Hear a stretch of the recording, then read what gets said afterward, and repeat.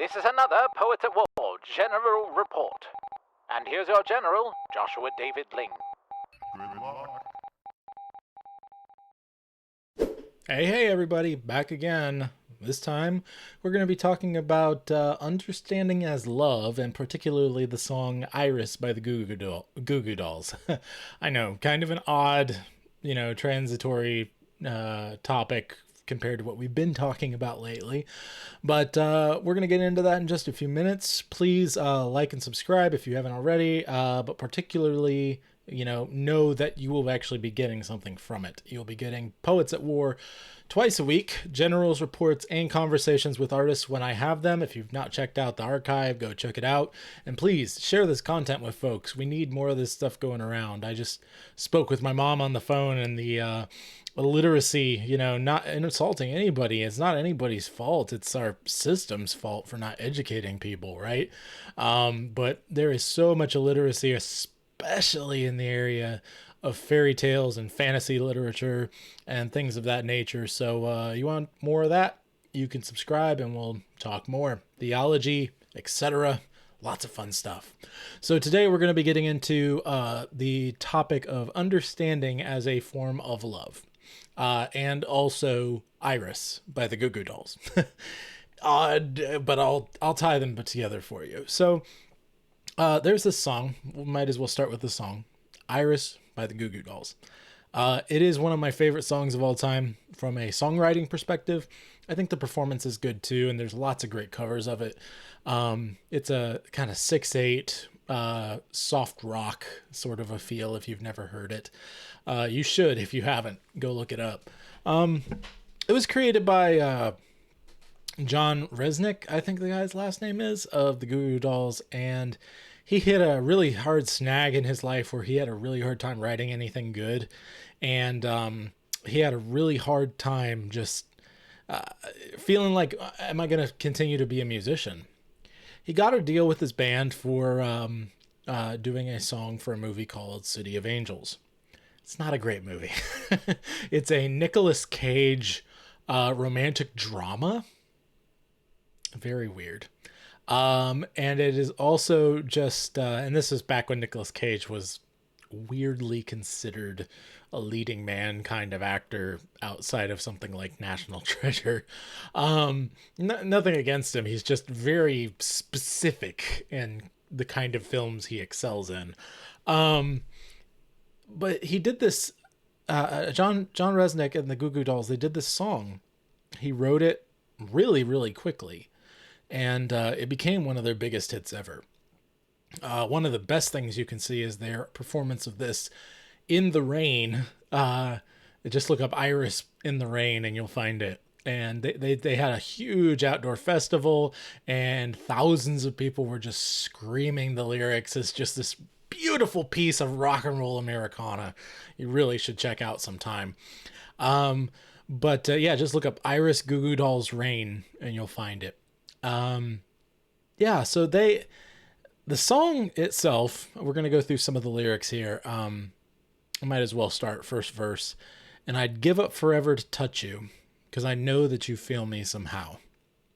Now, there's lots of meanings. He's being purposefully vague and homogenous in the lyrics, and I think that works to the benefit of the song, actually. So I give up forever to touch you, because I know that you feel me somehow. You're the closest to heaven that I'll ever be, and I don't want to go home right now. So this person feels like they're kind of in limbo in their loneliness, right? Obviously, you're not taking your theology from pop song lyrics, so just cool it, my 1689ers and my 1646 people, the people who particularly doctrinally, my radar is going off. Just go with the lyrics. You're the closest to heaven that I'll ever be, and I don't want to go home right now, because all I can taste is this moment, and all I can breathe is your life. So when sooner or later it's over, I just don't want to miss you tonight. That's the end of verse 1. And it shows this supreme loneliness of our main character, right? He feels very, very much alone in the world. And all that he can really experience at this point, because of how numb he's become, is the friendship that he's found with this one person, this one special person who is very obviously, of the opposite sex, of very strong, feelings, etc., physical and emotional ties. And that kind of love is intoxicating. And so this intoxicating love is actually breathing life back into our main character here. And he sings the chorus, and I don't want the world to see me because I don't think that they'd understand. When everything's made to be broken, I just want you to know who I am. And there's a lot of sides to that, a lot of different directions that we can go, and that's an iconic chorus. Some of you may not have looked up the song and may have not recognized it from the first verse, but you know it probably by the chorus by now. And he says, I don't want the world to see me. So this person is trying to become reclusive. He's drawing back from the world into himself, right? I don't want the world to see me because I don't think that they'd understand, right? I don't think that they'd understand. Now, let me be clear. I don't think John Reznick thought of all this stuff that I'm telling you and teaching you. That's beside the point. I'm trying to make a point through this song. Okay, so I'm not saying anything about John Reznick one way or the other. He's not this topic of discussion, so just keep that in mind. Because I don't think that they'd understand. They being, at least in the movie and in, I think, the lyrics pretty clearly, society. Because I don't think the general public will understand. I don't want them to see me because I don't think that they'd understand. When everything's made to be broken, I just want you to know who I am. So they feel the crushing weight of sin in this world. The brokenness that is all around us when everything is made to be broken. Now, I don't want you to see me because I know I'm broken. I know this whole world is broken, but y'all are keeping up the act and seemingly pretty happy about it. So I don't want you to have to deal with my crushing depression, right? When everything's made to be broken, what does he want? What does this character ultimately want? I just want you to know who I am. Now, a Calvinist would be quick to perk up and say, rightly so, this is a pride thing. And it actually is. You're proud, not necessarily of your brokenness, but of the thing that you are still trying to grasp within yourself and within your own identity that you want to share with the world. And yeah, that's a pride thing. That's a problem. That's part of the reason this person is crushed, because they feel they're supposed to be something else than the broken thing that they currently are. Transgenderism, all these sorts of things that exist in our world where people feel completely detached from reality because of how broken they've become, right?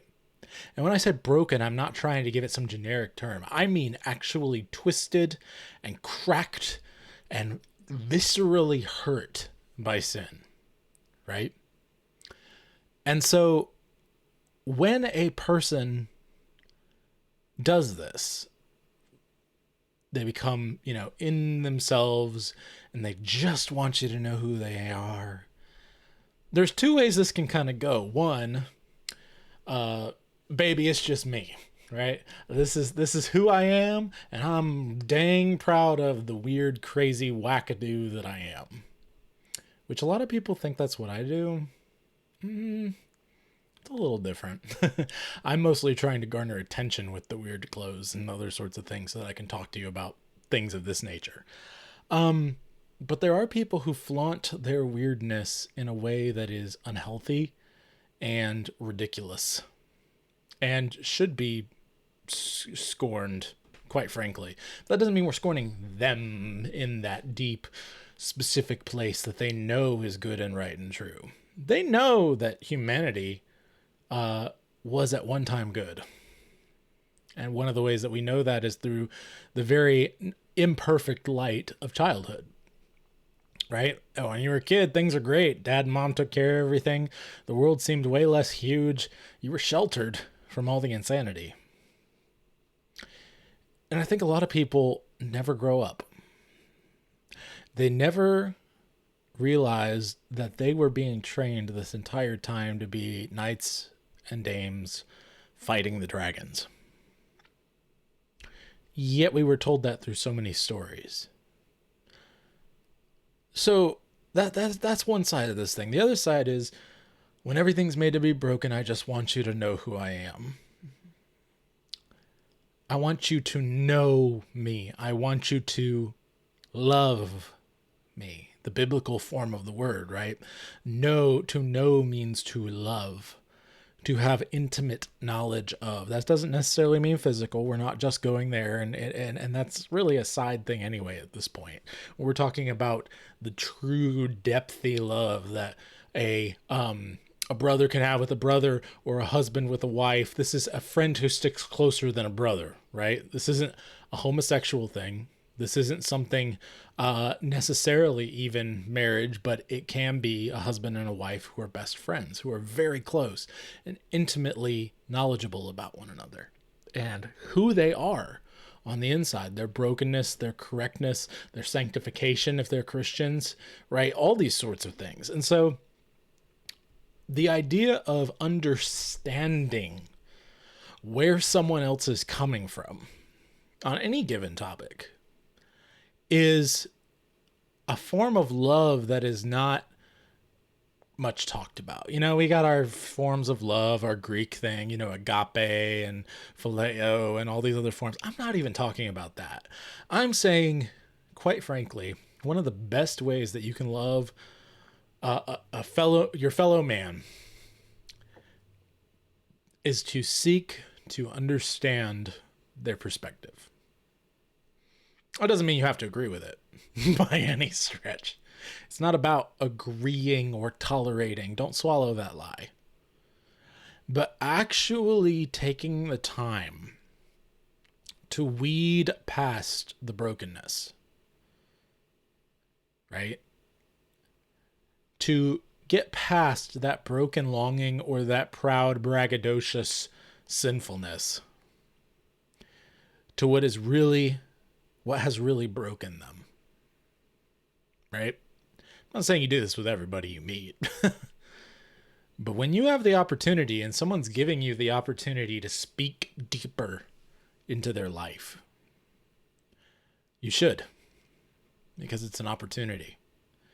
And this is the thing that really separates the sort of door-to-door Bible Belt evangelism and someone who is, and it even separates it from the Tim Keller, you know, kind of faithful whatever he calls it, faithful witness kind of a thing. Like,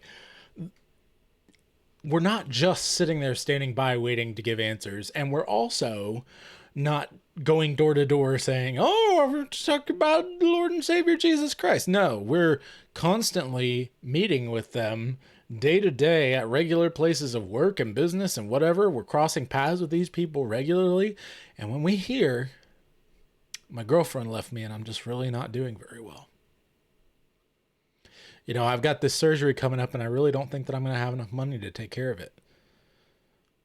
Just being that listening ear to what is going on in their life, seeking to actually comprehend it, and then offering the joy and grace of the gospel, the ultimate hope that is within you. That is true evangelism. And so, with all that being said, go listen to Iris. It's a beautiful song. Beautiful, beautiful song. And if you're feeling that kind of longing, it's right over there. Text me. You can call me if you want to. I'll try to be that listening ear for you. I can't do it for everybody, but I'll do my best. I just want to hear from you. I want to be that listening ear. Because, you know, I've had only a few in my life. And thanks to them, I'm not as broken as I should be. With all that, words. With all that being said, that's all, folks. Be your family's bard. Do not turn to the right or to the left, and the Lord will be with you wherever you go. Join us next time in the trenches on Poets at War. God of songs